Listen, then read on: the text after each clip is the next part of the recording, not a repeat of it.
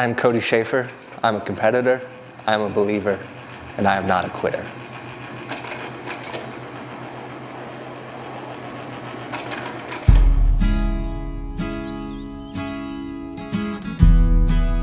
The last few years of my racing career, I got to the point where I wanted to do something different, but I didn't know how to walk away.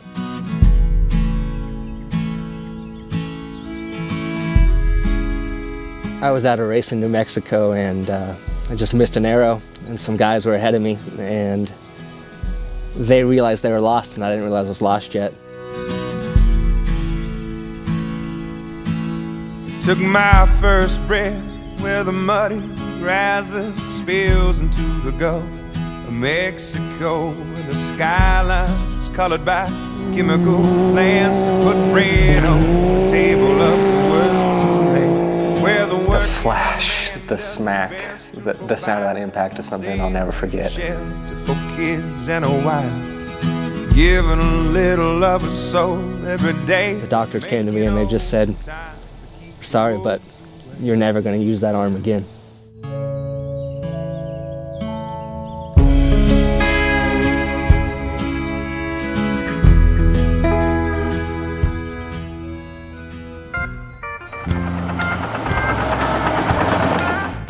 So where did this story start? How did I fall in love with these things? Well, Christmas 1993. This old smoke-filled bar is something I'm not used to. But I gave up my home to see you satisfied. And I just called to let you know. The last few years of my racing career, I got to the point where I wanted to do something different, but I didn't know how to walk away. I felt pressure to be the face of the series, to pressure to be a good role model for the kids coming up. And I felt that I wanted to do something different. I mean, I still loved competing, I still loved racing, but I also felt like I was failing if I wasn't winning, if I couldn't just go out there and enjoy it. I felt like people were judging me, and there was always a pressure to perform that was just outside of why I originally started racing. It was just because it was fun, just because I enjoyed it. 1, 2, 3, 4, 1, 2.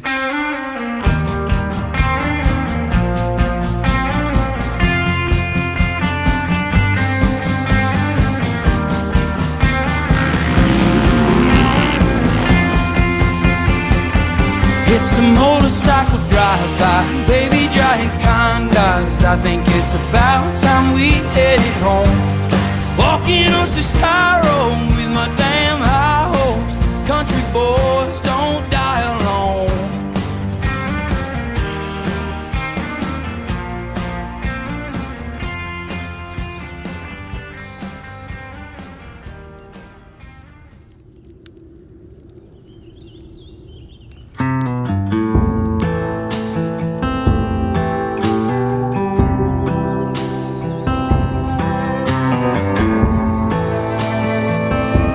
I was at a race in New Mexico and I just missed an arrow, and some guys were ahead of me and they realized they were lost and I didn't realize I was lost yet. And I was going out, they were coming back, and we just collided head on. Clouds and they're rolling in steady.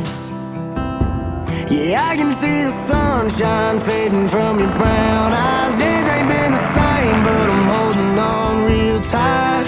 Are we burning out? 'Cause our hearts are getting heavy. We can set this house. About a week into my stay at the hospital, I kept thinking that my shoulder was dislocated and they just needed to put it back in.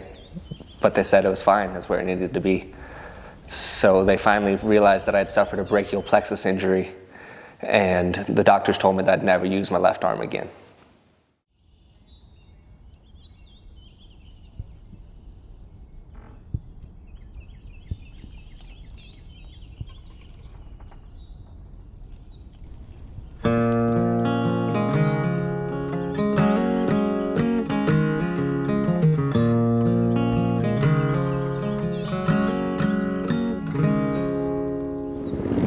We've been swinging and missing.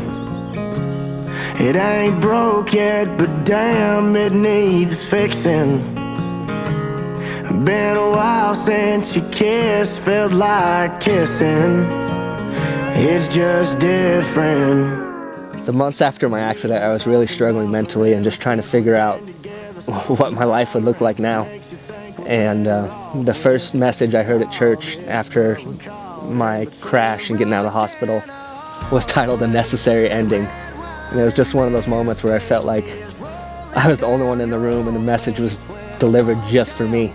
And it talked about God loving me too much to keep me on the same path I was going, and it just needed to put a roadblock in and show me a different way that I could go. And I didn't understand it at the time. I didn't really know what my next purpose was, but for me to get to the next stage in life, I had to stop the path I was going down. For the record, shit, throwing in the towel takes some effort. When I was in the hospital, someone sent me the Bible verse, Jeremiah 29:11, and it says, "For I know the plans I have for you, plans to prosper you and not to harm you, plans to give you a hope and a future." And all I could think about was how much of a joke that was, and what kind of future would I even have now after this accident. That door, that's when I lost it. Midnight in Austin. Damn, I'm exhausted. What the hell's this all for? I didn't touch a dirt bike for about 2 years after my accident, and I was honestly a little scared to get back on one after how much pain I'd gone through. And I was scrolling on my phone looking through stuff, and I saw an ad for an FCA motocross camp, and the FCA is the Fellowship of Christian Athletes, and I just felt it in my heart that I needed to go. I felt that I wasn't given this story or all of this perspective to not be able to share it. And the feelings the first time driving back to the track, the nerves, the jitters, the being fired up was something I haven't felt in years, and I was so excited to have that back.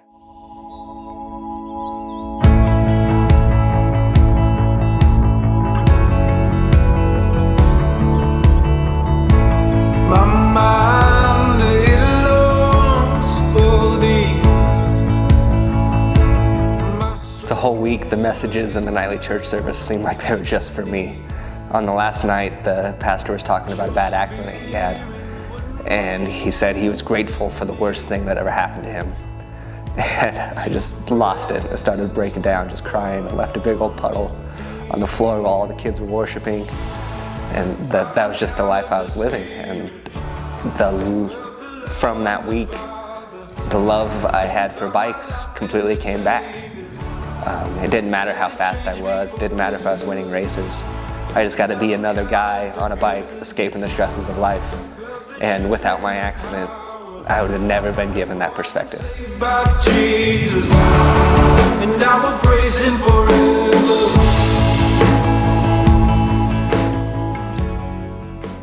The doctors in New Mexico said there's nothing they could do for my arm to make it better or bring any life back to it. And thankfully my wife didn't accept that, because that's just kind of what I was trying to prepare for and trying to deal with. And she found a surgeon in St. Louis that specialized in my injury and had real good success in bringing some function back to my arm. I mean, it'd never be the way it was, but at least I could get some movement back out of it.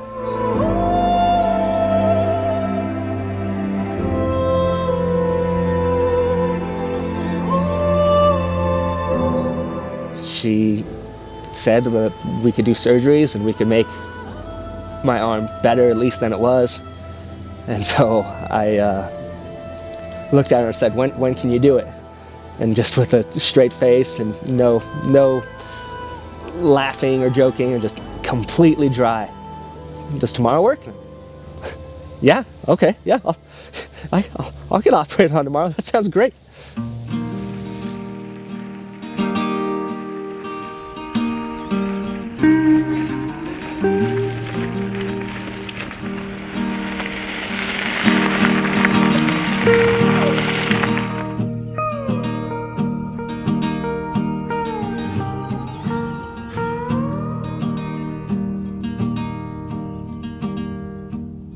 Well, everyone seems a damn genius lately. TikTok talking, late night TV. There's still so much I have yet to know. I ended up having 4 nerve transfer surgeries in St. Louis. And they basically took functioning parts of my arm that still had a little life in it and ran it to other places and moved stuff all around, and it works. It has some life to it now. In a honey hole and talk to my grandpa again.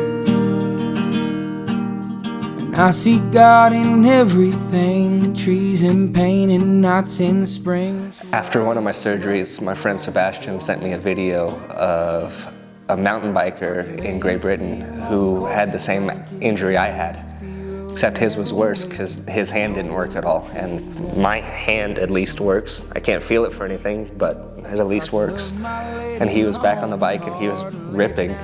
And it gave me so much hope that I'd be able to get back on a bike again. Even if it wasn't the same, I'd be able to ride and just experience that freedom of being outside again. Miss me, I wanna drown in rot gut whiskey, leave this small town for a while.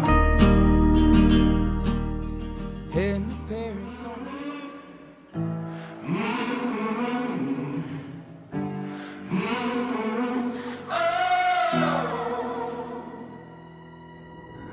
I'm a setting sun, but I'll never run. Seeing him ride, I was determined to at least get back on the pedal bike. My friends were amazing and they rallied around me. Multiple of them just bought bikes to go out and play on the mountains with me. And there was way too many times that they helped me in situations that I got myself into. Situations where I tumbled myself down the side of the mountain when I'm trying to figure out what I could handle again, and I'm just really grateful that they were there for me through that whole process.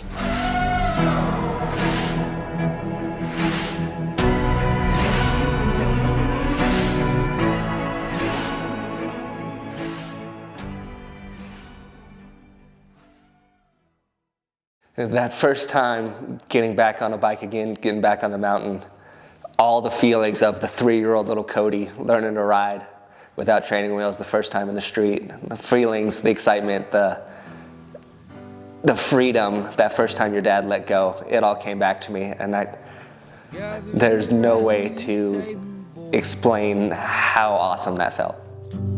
bring your shame, I'll lose my voice,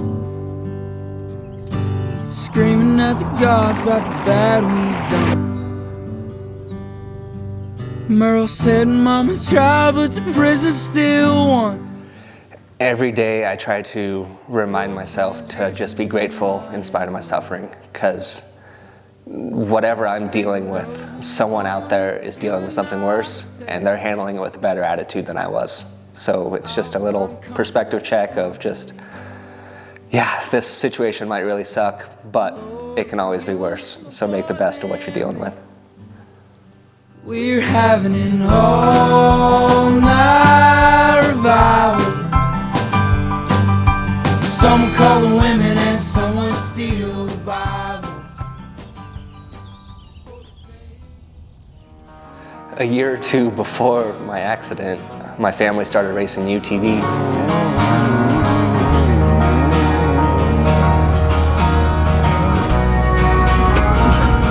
No, I'm not going crazy, but lately my head and my heart seem to be at least 1,000,000 miles apart, and my heart says to love you, my head says to run. It's like my heart is too afraid to tell my head when it's done. I know Really wasn't that interested in it. I was still winning on dirt bikes, and I felt like racing in the UTVs, it took away the physical part that I loved competing on a motorcycle. must be the whiskey I've been drinking to remember and drinking to forget. I gotta love you on my mind, I got Jim Beam on my breath, and loneliness has got the... After my injury, I wanted to try to be competitive again in racing, and with my physical limitations, it was hard to do on the bike, but I didn't feel like it held me back much in the UTVs. Oh, I'm not going crazy, but lately these thoughts in my head are a whirlwind of a world of 1,000,000 regrets, all the things things I should have done. The greatest gift that came from being forced away from racing was having a kid.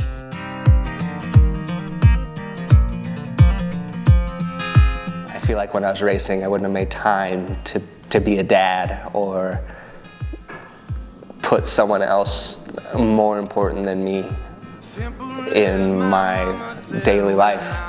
And having that little man is just such a reminder of how precious life is and how valuable it is.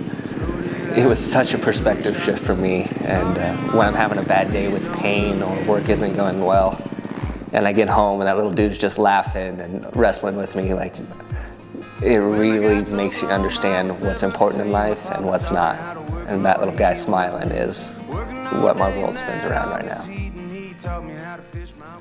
Having him around really helps me understand my Heavenly Father's love for me, and just knowing that I want to protect him from everything and make sure his life's easy. But I also know without him going through hardship and adversity, it's not going to make him into the man that he needs to be one day. With the friends I've made, the family I've built, traveling all over this country, that's a pretty small price to pay for where I'm at today. 'Cause when you have your way, something has to break. If the cost of the life I've lived in my first 30 years was the full function of my left arm, I'd make that trade in a heartbeat. 'Cause when you have your way, something has to break. Something has to break.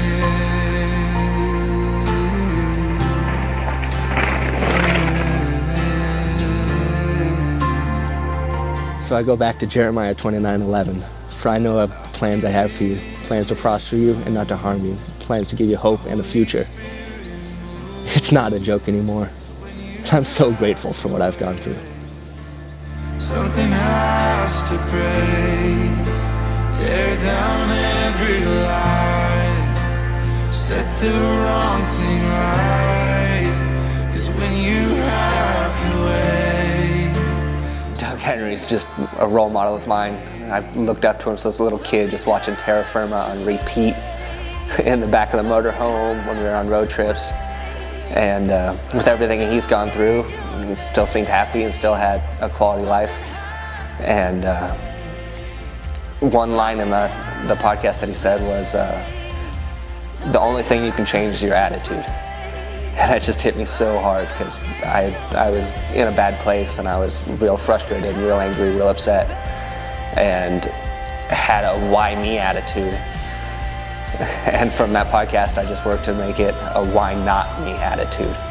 I'd be strong enough to handle this, and I could deal with what the world was throwing my way.